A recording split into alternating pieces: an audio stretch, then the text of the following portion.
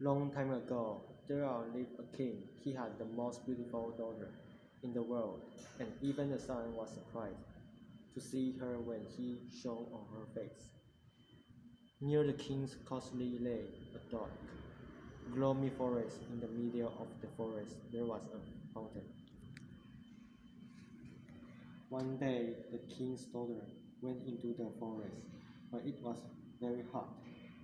She sat down on the side of the cool fountain.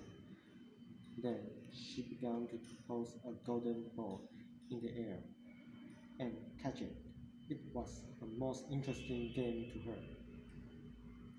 Once, the king's daughter failed to catch the golden ball. It fell on the ground and rolled on the ground and rolled into the water. The princess followed it with her eyes, but soon it disappeared. The water was very deep and she could not see the bottom. Then she cried aloud and began to weep.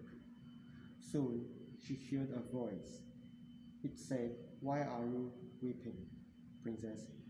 Your tears can melt even a stone." She looked around and saw a frog. He was stretching his thick, ugly head out of the water. Oh, there you are, old water peddler, she said. I'm crying for the lost my golden ball. It has fallen into the fountain. "Then weep no more," said the frog. "I can get it for you, but what will you give me if I fed your plenty?" Oh, I will give you anything, dear frog, she answered the frog. "I don't want anything. I just only want you to love me and let me be your company. If you promise me all this, I will dive down into the water and bring up your pretty golden ball." Oh, yes, she replied. I will promise you anything if you bring back my ball. But she thought to herself that a silly frog like him could not be fit to associate with the mankind.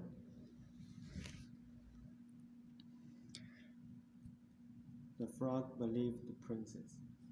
He dipped his head under the water and dived to the bottom. After a while, he carried the ball to the surface and threw it into the grass. When the princess saw the golden ball, she was full of joy. She took it and ran away as fast as she could. "Wait, wait!" cried the frog. "Take me with you. I can run as fast as you." But the young princess would not listen to the frog croaking. She ran to the place as fast as she could, and soon forgot the poor frog. The next day, however, when the princess was sitting with the king and eating out of her own little garden plate, she heard a strong noise on the marble steps outside. Then came a knock of the door for me, so she rose and went to the door. But when she caught sight of the frog, she closed the door and seated herself adjoining at table. When the king saw that his daughter was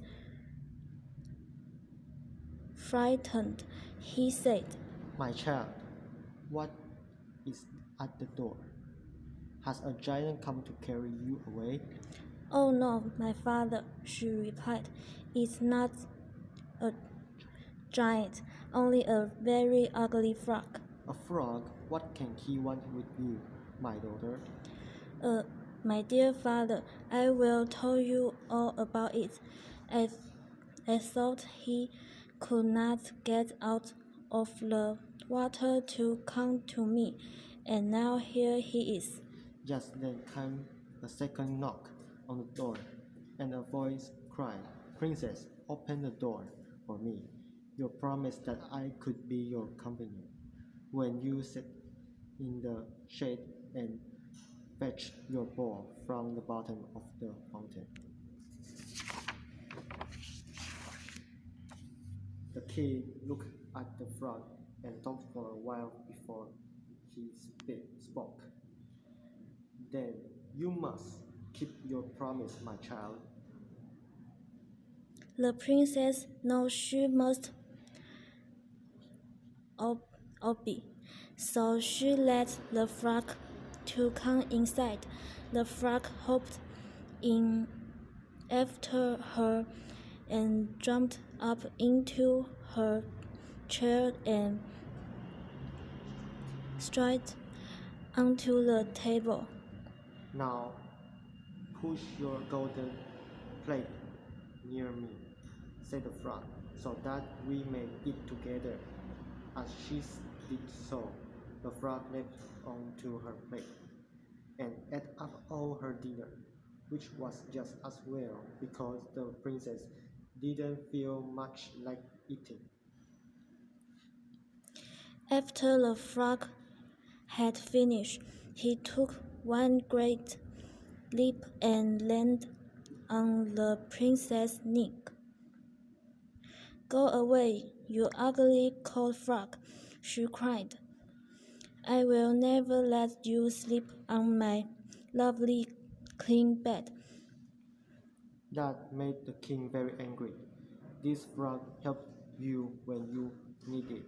Now you must keep your promise to him." Very unwilling, the princess picked up the frog and carried him upstairs to her room. When the frog hopped into the middle of her garden ball, it was just too much for the princess. She pushed the frog hard and it fell onto the floor. As he fell, he was changed into a handsome prince. A spell had been cast on him by an evil witch, and only the princess had the power to break it. The princess was speechless. She felt very sorry indeed that she had been so unkind to the frog. After a while, the handsome prince and the princess were married and lived happily ever after.